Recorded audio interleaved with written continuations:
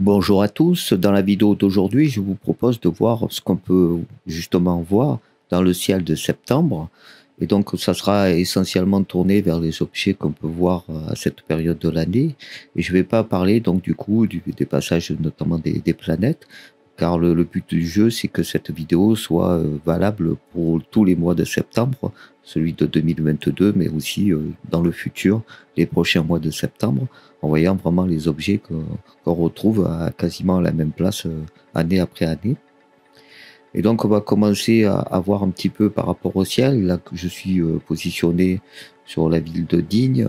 Donc, il faudra voir légèrement différemment pour le ciel en fonction de votre position géographique. Et là, on est sur le 17 septembre à 23h27. Si on regarde le ciel à cette période-là, on voit que donc, quand on se positionne en direction du nord, donc on a la Grande Ourse qui est assez basse à l'horizon. Donc vous avez des différentes constellations circumpolaires qui sont ici repérées par le cercle bleu. Et donc forcément, c'est autant d'objets qu'on va pouvoir voir à cette période de l'année, puisque par définition, ce sont des constellations qu'on peut voir toute l'année. On va bien entendu privilégier celles qui sont le plus hautes dans le ciel. Et on va moins se concentrer sur justement par exemple la Grande Ourse.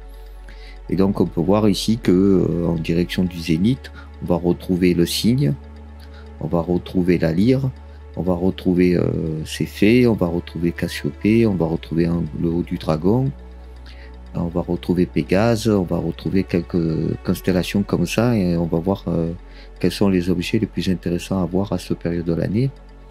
Je vais commencer par les objets les plus intéressants, ceux dont c'est vraiment le mois pour les découvrir. Et après, on va partir sur des objets un peu moins, où c'est un peu moins la période, et qui restent encore observables à cette période de l'année. Donc, on l'a vu, une des constellations qui sont en plein dans le zénith. Le zénith qui était repéré ici par la lettre Z. C'est la constellation du Cygne. Donc, forcément, c'est là où on va trouver le plus d'objets intéressants à voir. On va commencer par la nébuleuse de l'Amérique du Nord, notée NGC 7000. Et donc, j'ai mis comme paramètres les paramètres concernant mon télescope. Donc je vais vous montrer ça en zoomant. Donc on est dans cette position dans le ciel, hein, donc la constellation du Cygne au zénith. Si je dézoome un peu,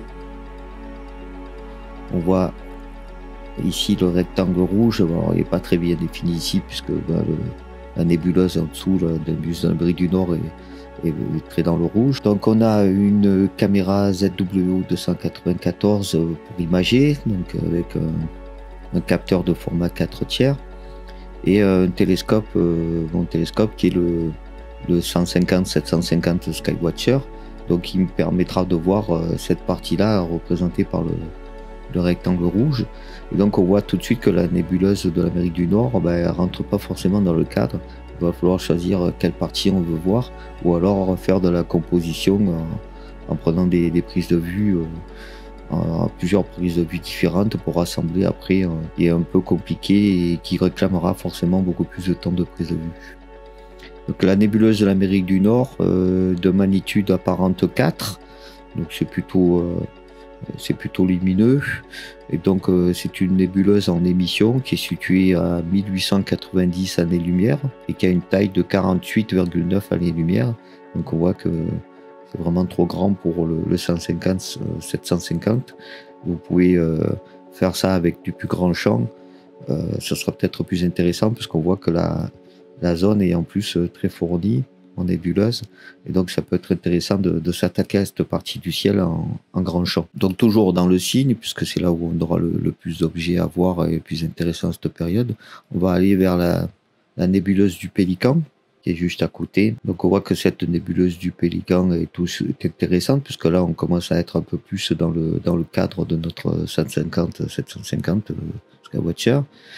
C'est une nébuleuse par contre de magnitude 14, donc beaucoup plus sombre, beaucoup moins lumineuse que la précédente, donc il faudra un temps de signal plus élevé pour pouvoir la capter. C'est une nébuleuse en émission également, elle est située à 2000 années-lumière, donc c'est à peu près comparable à la nébuleuse de l'Amérique du Nord. et elle est environ 2,5 fois le diamètre, elle fait environ 2,5 fois le diamètre de la Lune dans le ciel. Donc c'est déjà deux objets qui sont très intéressants à voir en cette période du mois de septembre. En cette période de l'année, on ne peut pas bien entendu se passer des dentelles du cygne, puisqu'on a vu que le cygne était au zénith. Donc on va aller se centrer sur les dentelles. Et donc vous pouvez voir ici, j'ai choisi par exemple pour commencer 69-60. 69-60, c'est la petite dentelle. Donc celle-ci, elle va rentrer dans le cadre du télescope. Mais vous voyez que tout autour, il y a encore d'autres parties des dentelles qui ne rentreront pas. Et donc, vous allez devoir choisir. Et donc, en fonction de ce que vous voulez sélectionner, de ce que vous voulez prendre en vue. Donc, autre partie des dentelles, donc NGC 6992, c'est la plus grande des dentelles. C'est la partie la plus brillante. Donc, c'est toujours intéressant de les prendre. Qu'est-ce que les dentelles du cygne? C'est un rémanent de supernova et elles sont environ à 1440 années-lumière. C'est assez spectaculaire, ça réclame un peu de prise de signal, un certain temps de signal pour pouvoir vraiment avoir de la qualité. Mais ce mélange de filaments comme ça, rouge et bleu, et du plus bel effet quand vous vous donnez la peine d'y passer du temps.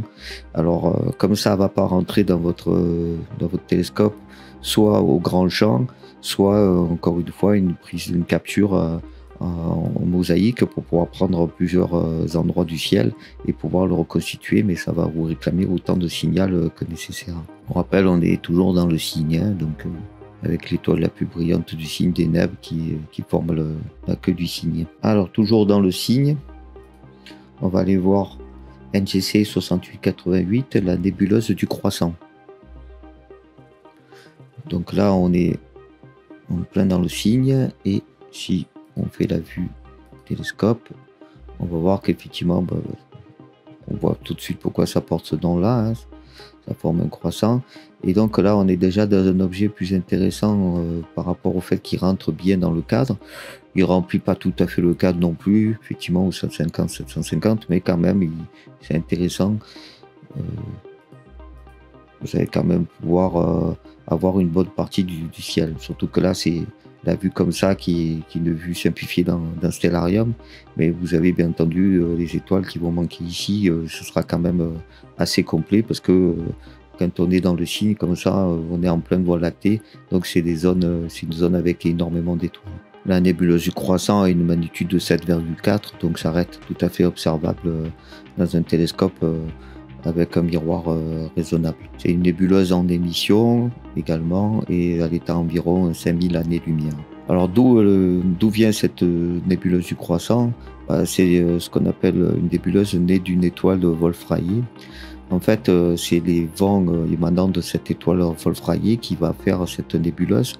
Le choc entre des vents rapides et des vents plus lents, et qui vont créer cette nébulosité. Une étoile Wolf-Rayet, en fait, c'est une étoile chaude de plusieurs dizaines de masses solaires qui, durant une phase relativement brève, de l'ordre du million d'années, se met à expulser de la matière entourant son noyau sous forme de vents stellaires. Et comme il y a un choc avec des vents stellaires à haute vélocité et ceux à plus faible vélocité, ça donne cette nébulosité.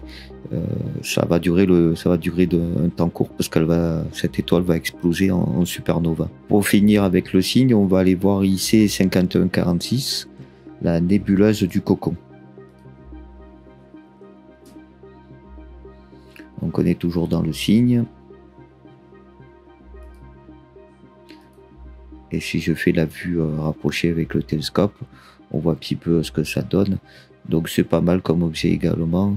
C'est une nébuleuse de magnitude 7,2, une nébuleuse en émission, ainsi qu'un amas ouvert qui se trouve à 4000 années-lumière et qui a un diamètre de 15 années-lumière. Voilà, ça c'était pour le cygne. On va voir un autre objet donc plutôt visible, intéressant à voir au mois de septembre.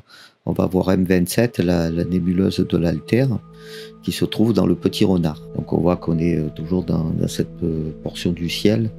C'est pour ça qu'on l'a choisi pour ce mois de septembre. Et donc quand on zoome dessus, surtout avec cette nébuleuse de l'Altaire, Dumbbell, ou aussi appelée nébuleuse du Diabolo ou nébuleuse du Trognon de Pomme, qui est très intéressante à imager. C'est une des plus souvent imagées. Dans un 150, 750, c'est tout à fait correct. C'est une nébuleuse planétaire. Elle se trouve à 1227 années-lumière et elle a une magnitude de 7,4. C'est la première nébuleuse planétaire observée de l'histoire de l'astronomie, c'est pour ça qu'elle est assez célèbre et souvent imagée. Ensuite, on va trouver donc des nébuleuses dans la Lyre. Donc la Lyre, c'est toujours dans la même portion du ciel. Hein. Je dézoome. Rappelez-vous, donc on avait vu qu'on avait le signe ici. Mais on trouve aussi une plus petite constellation qui est ici la Lyre et qui est aussi très connue puisque outre les nébulosités, c'est l'étoile la plus brillante, c'est Vega, et Vega, Deneb et Altaïr forment ce qu'on appelle le triangle de l'été. Donc c'est tout à fait visible en cette période de l'année. Finalement en septembre c'est encore aussi l'été. Hein. Donc vous avez ici le triangle Deneb, Altaïr, Vega. Et donc dans la Lyre, on a dit qu'on avait quelques nébulosités. On va trouver déjà la nébuleuse de la Lyre elle-même, ou aussi appelée la nébuleuse de l'anneau, M57. Donc on va voir ça tout de suite. On va zoomer dessus. Alors vous voyez, c'est très petit par contre comme objet par rapport à tout ce qu'on a vu jusqu'à présent. Hein. Certains dépassaient largement du cadre, d'autres remplissaient correctement le cadre. Là c'est très petit, mais c'est quand même intéressant à imager parce que bon, si je prends à peu près le champ que verra le télescope, vous voyez qu'on a un objet qui est très joli, très bien défini, et avec un 750-150, vous avez déjà quand même l'objet qui apparaît bien.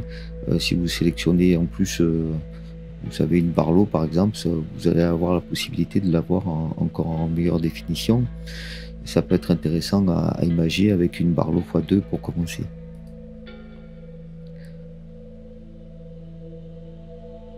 Qu'est-ce qu'on peut dire sur la nébuleuse de la Lyre ou de l'anneau? Elle a une magnitude de 8,8. C'est une nébuleuse planétaire. Elle se trouve à 2300 années-lumière et elle a un diamètre de 2,4 années-lumière, soit 6 minutes d'arc. C'est finalement un objet assez facile à imager puisque vous allez vite avoir un résultat. Même sur une seule brute, vous allez vite avoir du signal. Et donc déjà, ça confirmera l'endroit où vous vous trouvez. Et puis surtout, vous allez avoir la satisfaction d'avoir déjà l'objet qui se définit sur une première capture. Donc la Lyre, c'est tout à fait visible au mois de septembre. On préférera peut-être le mois d'août où elle sera un peu plus au zénith. Ensuite, on va aller voir du côté de Pégase.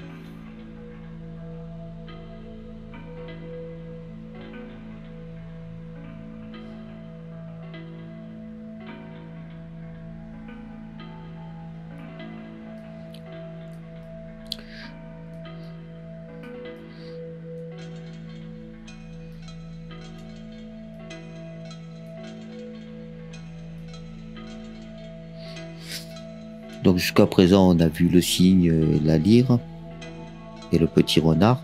Et donc là, on va se retrouver du côté de Pégase. Donc on est toujours assez proche du zénith, donc c'est pour ça que c'est intéressant d'imager au mois de septembre, même si Pégase sera encore plus intéressant au mois d'octobre. Et on va aller voir M15, c'est un amas. Déjà parce que pour l'instant, les amas, on n'en a pas vu beaucoup. Et puis parce que celui-là, il est intéressant tout simplement. Hein.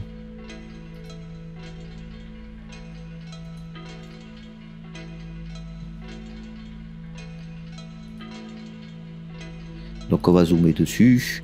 Donc vous voyez que c'est un amas qui est assez bien défini, même au 150-750, et que bon, c'est toujours assez intéressant à prendre parce que les amas, même si c'est pas très spectaculaire, c'est toujours assez impressionnant de voir cette concentration d'étoiles. Qu'est-ce qu'on peut dire de l'amas de Pégase? Il a une magnitude de 6,2. C'est un amas globulaire à 33 à 33 000 années-lumière et il a un diamètre de 12,3 minutes d'arc. Voilà, tout ça, ce sont des objets très intéressants à imager, y compris au mois de septembre. Ensuite, on va aller voir du côté du Verseau, qui est ici. Donc là, on commence à se rapprocher de l'horizon, donc c'est quand même des objets qui sont un peu moins intéressants. C'est pour ça que j'ai positionné le cygne et le petit renard et la lyre en tout premier. On va aller voir la nébuleuse de l'hélice, NGC 7293. Déjà parce qu'elle est très jolie. Puis ensuite, c'est parce que également, ça reste un objet qui est tout à fait appréciable avec le télescope. Et donc, qu'est-ce qu'on peut dire sur la nébuleuse de l'hélice, c'est qu'elle a une magnitude de 13,5. Donc, ça va être un peu plus dur à imager, forcément. Elle est beaucoup moins lumineuse. C'est une nébuleuse planétaire qui est appelée aussi l'œil de Dieu par rapport à, on le voit ici, sa forme qui fait penser à un œil. Et donc on se retrouve à 650 années-lumière. On l'appelle également la nébuleuse du tournesol. Donc là on est dans le Verseau, c'est pour ça qu'on est un peu plus bas au niveau du ciel, puisque on est dans le plan de l'écliptique qu'on voit ici représenté par la ligne orange. Et la ligne verte, c'est la ligne du méridien. J'ai dézoomé pour que vous voyez effectivement qu'en cette période de l'année, en septembre 2022, on voit Jupiter et Saturne qui est dans cette période, dans cette place dans le ciel. Donc comme j'ai indiqué, on ne fait pas une vidéo spécifiquement pour septembre 2022, mais sachez que si on est encore à cette période, quand vous allez voir la vidéo, c'est là que vous allez trouver Jupiter et Saturne. On va passer dans le Dragon et pour voir la nébuleuse de l'œil de chat, ou NGC 6543. Donc on est dans le Dragon. Ça reste intéressant à voir cette période de l'année, même si le Dragon, c'est plutôt au mois de juillet qu'il faut imager cette nébuleuse. Et donc on voit ici, par rapport à notre zone du ciel, on va zoomer avec le télescope. Donc c'est une nébuleuse un peu plus compliquée à avoir au niveau du signal émis. Elle est de magnitude 8,8. C'est une nébuleuse planétaire qui se trouve à 3600 années-lumière et le halo de la nébuleuse fait une taille apparente, un diamètre de 5,8 minutes d'arc. Tous ces objets restent très intéressants, même au mois de septembre, même si je le rappelle, il faudra plutôt se concentrer sur le cygne en cette période de l'année. On va voir ensuite Hercule, toujours à peu près dans la même zone. On l'a vu tout à l'heure, hein, quand on était dans le côté du cygne, tout ça, c'était pas bien loin. Si je dézoome, vous voyez que on était juste à côté de la lyre avec Hercule. Hercule, je pense que vous connaissez l'objet le plus connu, M13, le grand amas d'Hercule. On va zoomer dessus. Donc, vu qu'il y a très peu d'amas dans ma liste, je pense que celui-là, je ne pouvais pas éviter d'en parler, parce que bon, c'est quand même un des amas les plus intéressants. C'est un amas globulaire qui se trouve à 25 100 années-lumière. Il est d'un diamètre de 145 années-lumière. Il possède plus de 100 000 étoiles et on estime qu'il est âgé de 11,65 milliards d'années. Donc ce que vous contemplez là, certaines étoiles ont cet âge-là, donc on est assez proche de la création de l'univers. Par contre, il a des étoiles qui sont beaucoup plus récentes. On le voit par rapport à la couleur bleue. C'est parce qu'il y a tellement, on dit qu'il y a une telle concentration d'étoiles qu'il y a souvent des chocs entre les différentes étoiles et ce qui fait naître des étoiles beaucoup plus jeunes. Ce qui fait qu'elles n'ont pas toutes, bien entendu, l'âge vénérable de 11,65 milliards d'années. Donc n'hésitez pas, si vous êtes en cette période de l'année, M13, ça reste quand même un must à capturer, même si c'est plutôt au mois de juillet que ce sera le plus intéressant. Pendant qu'on en est aux vedettes, on est obligé de parler d'une autre vedette du ciel, même si c'est plutôt un peu plus tard dans l'année qu'il faudra l'imager, plutôt au mois de novembre. J'ai parlé de la galaxie d'Andromède, M31. Alors pourquoi parler d'Andromède? Parce que tout simplement déjà c'est la galaxie spirale la plus proche de nous.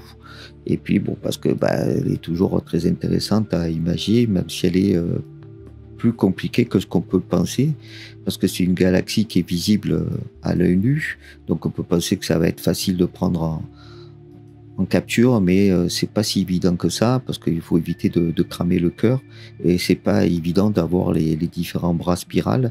Et puis surtout, vous avez un autre souci aussi, vous allez le voir tout de suite quand on va zoomer dessus, bah, elle est très grande, et donc elle rentre pas forcément dans la taille du capteur par rapport à votre télescope et caméra. Donc il va falloir un petit peu ruser, soit le faire au grand champ, soit éventuellement faire différentes captures pour pouvoir reconstituer en mosaïque. Là, je vais faire juste une rotation pour voir, vous voyez, que même quand je suis un petit peu aligné dessus, vous avez les bras qui vont largement sortir. Donc vous allez avoir à peu près que le cœur, même si c'est le plus intéressant de la galaxie.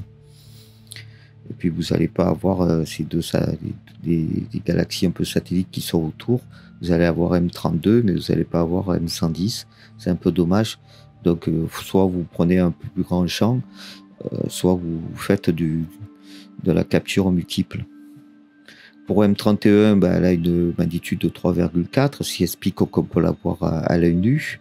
Alors, bien entendu, vous allez voir qu'une tache laiteuse dans la zone indiquée, dans la constellation d'Andromède, mais quand même, avec un œil exercé, vous allez vite la repérer. C'est une galaxie spirale, donc on a dit, qui est à 2,55 millions d'années-lumière. C'est la plus proche de la Terre quand on considère les galaxies spirales. Sinon, c'est la galaxie naine du Grand Chien, qui est à 25 000 années-lumière. Elle a un diamètre de 220 000 années-lumière et contient 1000 milliards d'étoiles, 2 à 5 fois plus que la Voie lactée. Et le diamètre, c'est 6 fois le diamètre apparent de la Lune. Donc vous voyez, c'est quand même une des stars de la nuit, et en cette période, en septembre, ça reste tout à fait faisable de l'imager, puisque même si elle n'est pas au zénith, elle reste quand même dans une zone assez haute dans le ciel. Ensuite, si on continue avec les différentes constellations qui sont pas forcément les mieux visibles en septembre, mais qui restent très visibles déjà tout simplement parce que ce sont des constellations qui font partie de ce qu'on a dit, c'est-à-dire circumpolaires, donc qu'on peut voir toute l'année. On va parler de la constellation de Cassiopée, tout simplement déjà parce qu'il y a énormément de choses à voir. Et puis, comme je disais, on peut la voir à peu près à toute période de l'année. Bon, Cassiopée, c'est une des plus faciles à reconnaître. Elle forme un W dans le ciel, et donc on la repère assez facilement. Si on part par exemple de la Grande Ourse, on va trouver, donc on a dit l'étoile polaire. Je vous renvoie vers la vidéo sur comment se repérer dans le ciel. On a vu comment trouver toutes ces constellations, en tout cas les principales, en se servant comme point de repère de la Grande Ourse et des différentes possibilités de tracer à partir de groupes d'étoiles. Donc si on prend donc l'étoile polaire, donc qui est le bout de la casserole de la petite ours, donc on va se retrouver facilement en remontant par rapport à la Grande Ourse vers Céphée, et par rapport à Céphée, on va retrouver Cassiopée assez facilement. Donc comme je me disais, le W ou le M, en fonction de la période de l'année, est assez visible dans le ciel.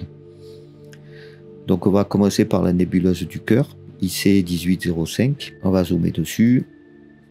Donc vous voyez que c'est une nébuleuse assez grande aussi, et donc qui ne va pas forcément rentrer dans le champ de notre capteur.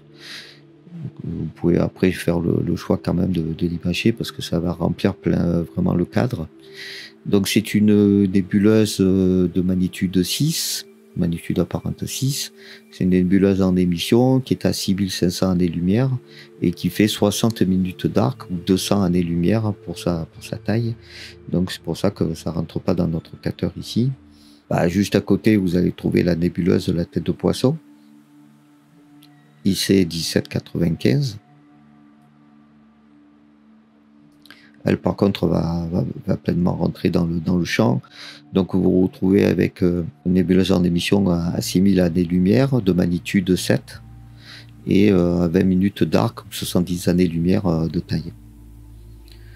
Donc, toujours dans cette zone-là, on va aller voir la nébuleuse de Lame, IC 1848. Donc, vous voyez, c'est tout simplement un peu plus bas, hein. C'est pour ça qu'on associe souvent la nébuleuse du Cœur et la nébuleuse de Lame. Là aussi, au niveau taille, c'est assez imposant.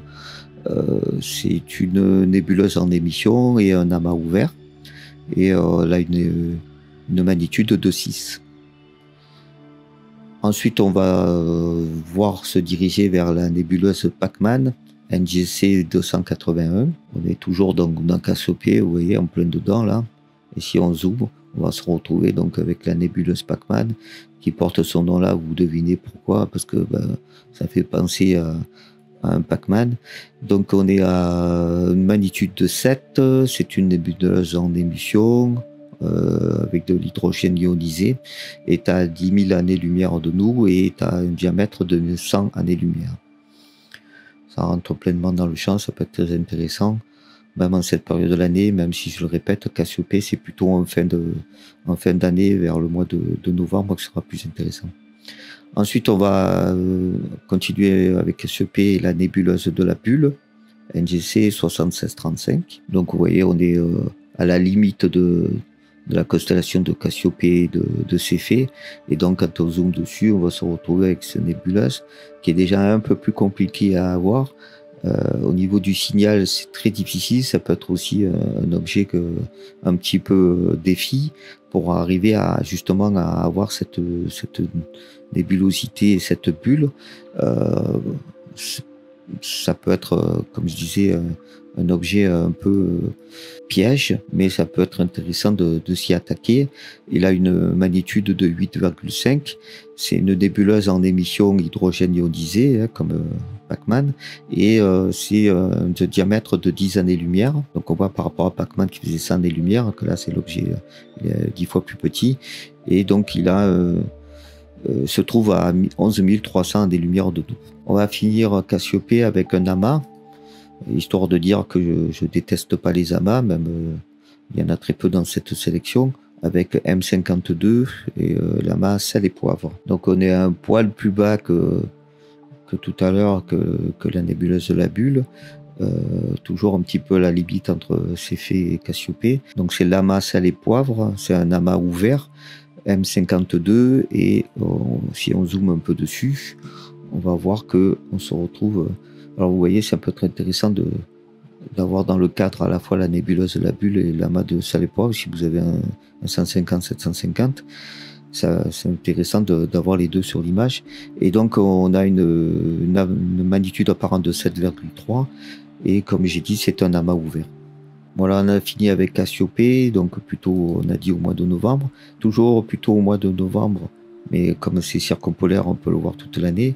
On a la constellation de Céphée avec la nébuleuse de l'Iris pour commencer, NGC 7023. Donc la nébuleuse de l'Iris, un objet toujours très intéressant aussi à tester.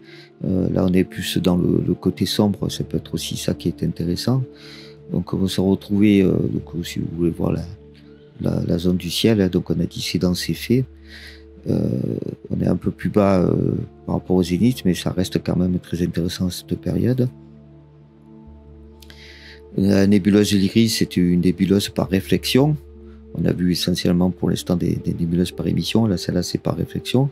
Elle se trouve à 1300 années-lumière et elle a une magnitude de 6,8. Toujours dans Céphée, on va trouver la nébuleuse de la trompe de l'éléphant, ou IC 1396. Donc, on est à la limite entre le Cygne et Céphée. Et donc, c'est pour ça que c'est intéressant encore à cette période de l'année. Et donc, vous allez voir que la nébuleuse de la trompe de l'éléphant, elle est assez importante, donc va falloir peut-être sélectionner la zone que vous voulez voir, bien entendu. C'est la zone qui lui donne son nom qui est intéressante, donc la trompe de l'éléphant en elle-même, donc cette zone-là. Donc sélectionnez bien, déplacez à la limite le cadre de votre télescope pour avoir la partie la plus intéressante. C'est une nébuleuse en émission qui est 3 à 5 fois qui fait 3 à 5 fois le diamètre apparent de la Lune, et qui a une magnitude de 9,4. Moins intéressant parce que basse sur l'horizon, on va aller voir la Grande Ourse, parce qu'il y a 2 galaxies spirales, et comme on a assez peu de galaxies jusqu'à présent dans notre listing, je trouvais intéressant d'y s'y intéresser quand même en ce mois de septembre. Donc c'est M81 et M82. Vous allez voir qu'elles sont assez proches. On peut très bien les avoir tous les deux dans le cadre. Il suffit de bien cadrer comme il faut. Vous avez même éventuellement la galaxie de Garland un peu plus bas là. Donc c'est de pouvoir dans cette zone-là remplir le cadre en multipliant les objets. Et donc vous avez M81 qui est, donc on a dit, une galaxie spirale qui se trouve à 12 millions d'années-lumière de nous et qui est à 6,9 de magnitude apparente. Et M82, la galaxie du cigare, qui est à 8,4 de magnitude apparente, qui est une galaxie spirale aussi à 12,7 millions d'années-lumière. Si je zoome un peu, ce sont quand même des objets très intéressants. Cette galaxie spirale qu'on voit vraiment sur le bon côté, et puis la galaxie qui est aussi spirale, mais qu'on voit par la tranche, un peu comme on est nous dans la Voie lactée, qu'on ne voit que forcément sa tranche, ben, on se retrouver à remplir le cadre avec les deux objets, ça peut être très intéressant. Par contre, bon, ça se retrouve dans la Grande Ourse, donc forcément, à cette période de l'année, c'est plutôt bas sur l'horizon. Vous voyez, on a ici la Grande Ourse. À 23h27, ce 17 septembre, elle va se retrouver quand même assez basse. Et donc, vous n'allez pas pouvoir l'imager aussi bien que les objets au zénith. On va aller faire un tour du côté du triangle pour aller voir M33, la galaxie du triangle. Triangle, c'est plus haut. Ici.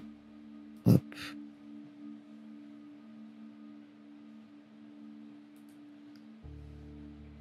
Donc, voyez où ça se trouve dans le ciel.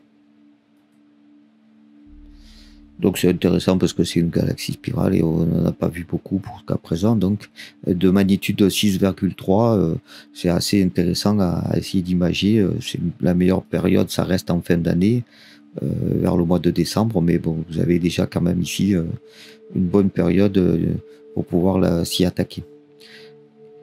Et on va terminer donc le parcours d'aujourd'hui avec un objet très important dans le ciel. C'est pas forcément la bonne période, là carrément c'est plutôt en hiver la bonne période, et notamment au mois de janvier, mais je voulais en parler parce que bon, on se lève déjà à cette époque de l'année, et c'est surtout un des objets les plus faciles à voir, parce que vous allez voir, vous allez pouvoir même le voir à l'œil nu. Donc je veux parler bien entendu des Pléiades. Des Pléiades, donc qui est un amas ouvert, mais qui est accompagné aussi d'une nébuleuse, la nébuleuse de Mérope, ce qui fait que vous allez vous retrouver, et la nébuleuse de Maya, qui fait que ça va être très visible et vous allez se retrouver avec cette couleur bleue là qui est assez intéressante.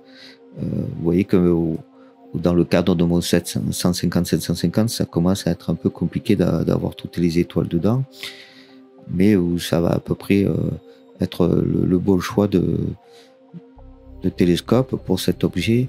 Et on voit ici que on se retrouve, donc c'est très bas hein, au niveau de l'horizon, donc puisque c'est dans le taureau, et comme je disais, la meilleure période ça reste en fin d'année ou au mois de janvier. Et donc mais c'est comme ça se lève déjà, ça peut être quand même un objet intéressant à faire. Les Pléiades, comme j'ai dit, c'est un amas ouvert qui est de magnitude 1,6. C'est pour ça que c'est l'objet intéressant, parce qu'on peut le voir à l'œil nu, ne serait-ce que déjà les 9 étoiles les plus brillantes qui forment donc les 7 sœurs et les 2 parents. Je reviendrai sur l'histoire des Pléiades dans une autre vidéo, parce que comme c'est pas la star du mois de septembre, on fera son histoire un peu plus tard, mais c'est un amas ouvert qui se trouve à 444 années-lumière. Voilà, je pense qu'on a fait un bon bout du ciel là pour ce mois de septembre. Si déjà vous avez l'occasion de faire quelques-uns de ces objets, à la limite concentrez-vous donc sur le cygne et sur le petit renard, parce qu'on a vu que les objets les plus intéressants sont dans ces 2 constellations-là, à cette période de l'année, mais vous avez tout un tas d'autres objets qui sont atteignables. Il y a bien sûr d'autres objets dont je ne vais pas parler, mais qui je vous laisse découvrir par vos propres moyens. C'est encore le meilleur moyen de trouver ce qui est intéressant à voir dans le ciel, c'est de sortir et de faire la découverte par soi-même. À bientôt dans une prochaine vidéo sur Juste Mise au Point.